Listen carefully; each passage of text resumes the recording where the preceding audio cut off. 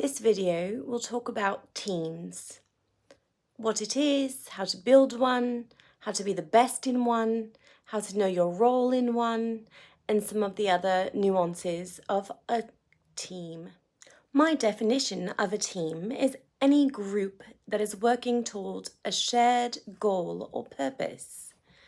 It can be loose, like all mothers are trying to do their best for the children, and you have mom tribes and mom groups and love them and support each other.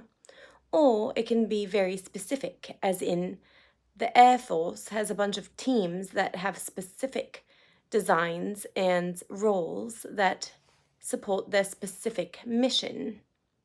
Tuckman proposed that every group has a process that they go through to perform most optimally.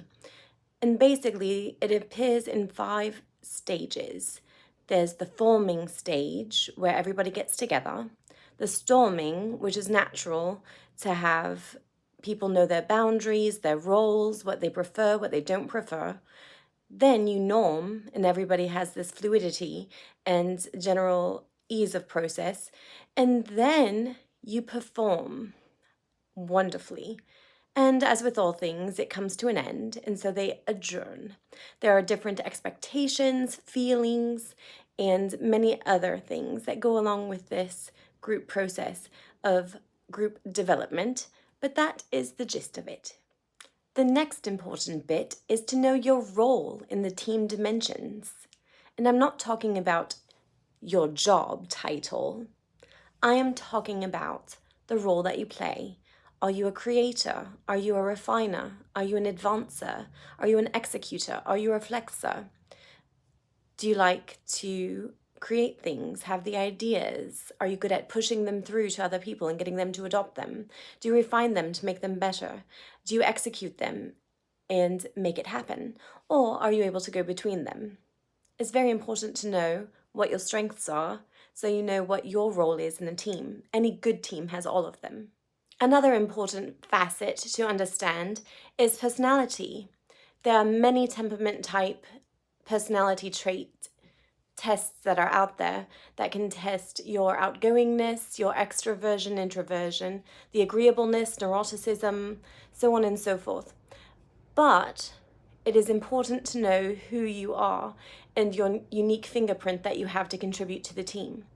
So for instance, if you're a caretaker, a nurturer, a harmonizer, then that's important to know.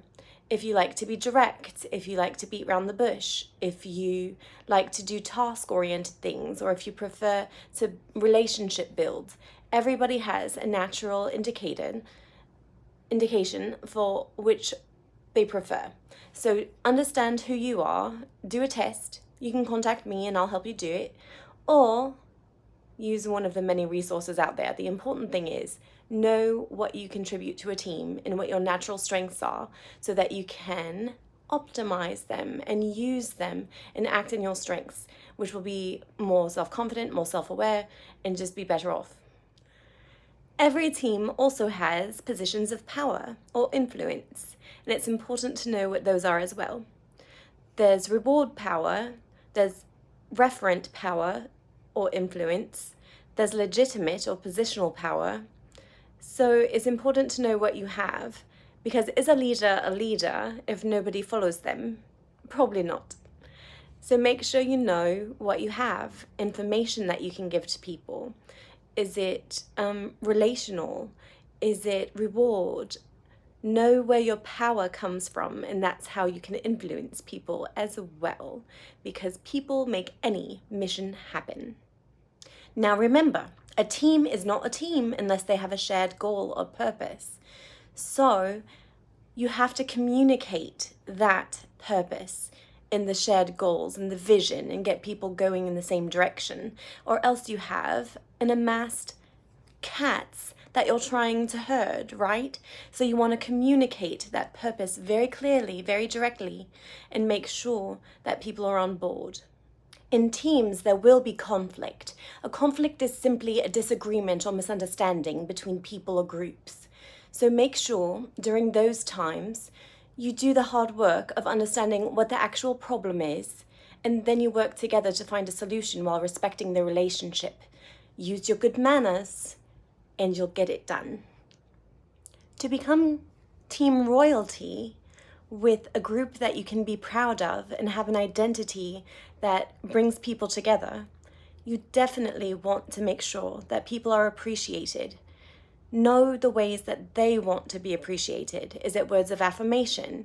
Is it a gift? Is it remembering their birthday, their anniversary, to celebrate a project that they've just done and did a bang-up job? Make sure that they know how they want to be appreciated. Is it formal? Is it recognizing them in a room? And do it. Don't let that go by.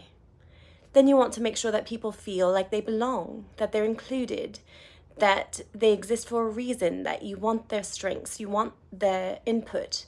You want to make sure there's psychological safety, that they can be who they are and bring who they are to work into that group, even if it's not a working group.